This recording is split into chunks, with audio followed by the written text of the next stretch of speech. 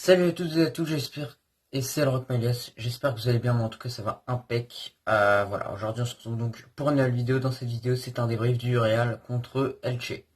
Donc alors tout d'abord, avant que cette vidéo commence, je t'invite donc à t'abonner et à lâcher ton like, tout simplement. Donc, alors directement, on va directement entrer dans le vif du sujet. Donc j'ai mis comme titre, merci Karim, je pense que tous les Madrilènes peuvent dire ça. J'ai même vu sur Real France, dans les commentaires, j'ai regardé un peu, j'ai vu j'ai vu un Madrilène qui a dit j'ai battu mon record de décibels. Et bah ça, vous voyez, ça fait plaisir. Parce que moi aussi, mais j'ai les parents chez moi, donc c'est un peu compliqué quand même de créer comme ça. Mais bon, bref.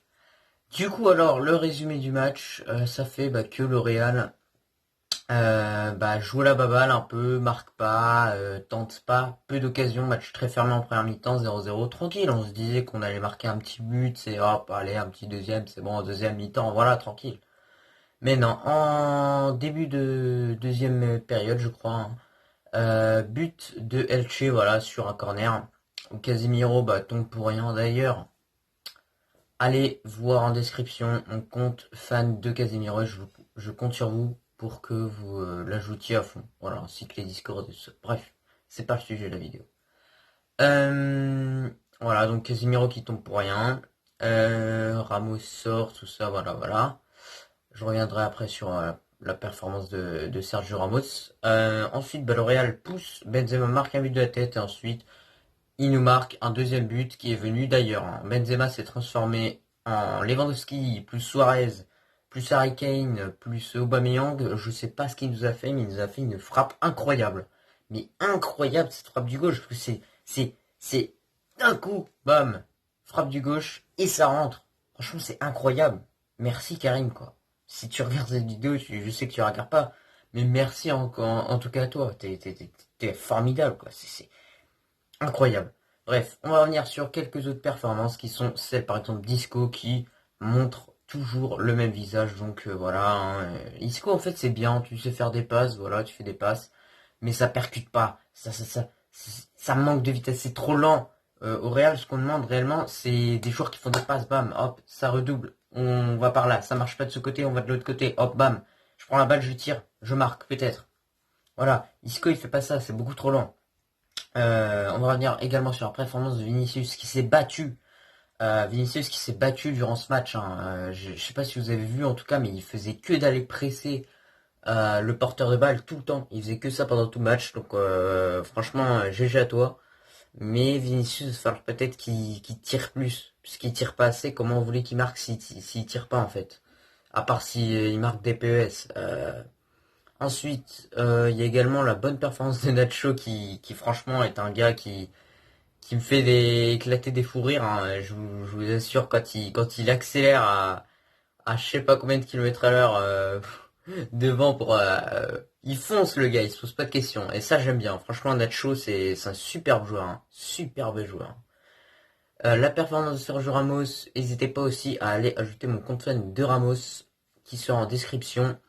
Et voilà, moi je l'ai mis une note de 7, de 6 sur 10, c'est plutôt pas mal. Il a failli provoquer un penalty, c'est pour ça que je lui ai pas une note de ouf. Mais il est très solide et je le sens plus fort qu'avant, donc voilà. Il est bien de retour. Moi je vous le dis, il est bien de retour, le capitaine. Ensuite, performance de Varane, très solide, mais très solide Varane. Et alors Thibaut Courtois, n'en parlons pas. Il nous a encore sauvés aujourd'hui, il fait des matchs incroyables. Voilà. Lucas Vasquez, qui s'est transformé un peu en Asensio, voilà, il a pas fait grand chose dans ce match, mais il s'est battu quand même. Et il se battra toujours pour ce club. C'est un joueur qu'on doit garder, c'est un bon joueur. Voilà. Ensuite, on a donc Valverde, qui aussi s'est transformé en Asensio, on l'a pas trop vu. C'est dommage, hein, c'est dommage, parce que c'est un bon joueur, je voulais le voir. Je voulais le voir. Isco et Valverde, quand je les ai vus sur le terrain, j'étais content, j'ai dit on va voir du football, mais au final, c'est toujours la même chose. Enfin, en tout cas, Isco. Valverde, lui, il va te sortir des grosses performances, hein. Donc l'Atalanta, t'inquiète même pas, hein. Il est prêt physiquement, le gars, hein. T'inquiète même pas, hein. Puis voilà, hein, après, ces 3 points, franchement, ces 3 points, on est parti les chercher et c'est la combativité de l'équipe qui a gagné. Ça fait vraiment plaisir. Juste avant l'Atalanta, c'est superbe, superbe victoire juste avant l'Atalanta. Voilà, il va falloir aller gagner ce match contre l'Atalanta. Pour moi, quelle équipe doit aligner Zidane? Est-ce qu'il doit faire entrer Hazard?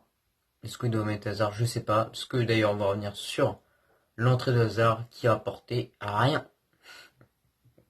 Eh oui, rien. Hazard a apporté rien, comme d'habitude. Euh, Attendez, ça fait des petits bugs avec mon tel là. Voilà. Hazard a apporté pas grand chose, malheureusement, c'est dommage. Hein, c'est... Alors, heureusement que tu fais entrer un Hazard qu'un Asensio, hein, parce qu'un Asensio, je sais pas vous, mais en tout cas, moi, Asensio, il m'a fait péter des câbles hein, pendant des matchs et des matchs. Hein. Donc voilà, juste pour vous dire. Mendy, très costaud aussi, hein. J'ai oublié de le dire, très très très très très très très très très très fort. Il continue d'être très très bon. Et ça fait plaisir. Hein. Voilà, Mendy qui est régulier. Et puis voilà. Après, voilà, comme je dis, il y a les 3 points, c'est ça le principal. Après, c'est vrai que le Real, c'est un peu lourd tout le temps de gagner sur des petits scores, des petits détails comme ça. C'est logiquement un match comme ça, quand t'es le Real Madrid, tu dois le gagner 3-0, 3-0 facile. Même si dans cette liga, il n'y a aucun match facile, aucun, aucun. On l'a vu d'ailleurs avec le match nul. L'Atlético contre Retafe, le Real revient à 6 points de l'Atlético. La course titre est toujours là. Et moi j'y crois. On va la gagner cette Liga, moi je vous le dis, puisqu'on va battre le Barça au Classico au retour. Et l'Atlético, ils vont encore perdre des points, hein, croyez-moi. J'espère le Barça va les gagner. Comme ça, le Barça, il passe premier. Nous, on les bat. Ram! On remonte premier. Moi, je vous le dis qu'on va le faire. Et pour ceux là qui me disent que c'est impossible que le Real gagne la Ligue des Champions, croyez-moi que le Real, si on passe l'Atalanta, je vous jure qu'il y a moyen. Et qu'on peut la gagner vraiment, cette Ligue des Champions.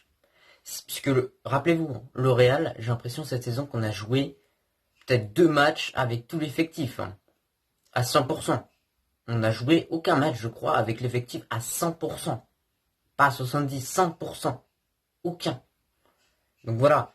Moi après, à la place de Zidane, franchement, moi je mettrais un trio d'attaque Benzema, Hazard et Rodrigo. Hein, parce que Rodrigo, il fait encore une passe décisive. On va revenir sur lui d'ailleurs. C'est un très très bon joueur. Voilà.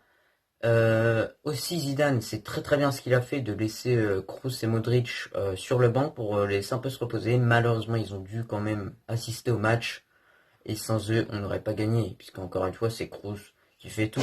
Kroos, il oriente de ce côté, il oriente de l'autre, il court par là, il va par là. Pareil pour Modric qui fait la passe décisive sur le premier but, sur l'égalisation de Benzema. Donc voilà. Bref, en tout cas, j'ai fait le tour de ce petit débrief. Voilà, tout simplement. J'espère que t'as kiffé. Hein. Moi, en tout cas, j'ai kiffé. Et sur ce, je te dis à la prochaine. Et je te souhaite une excellente journée.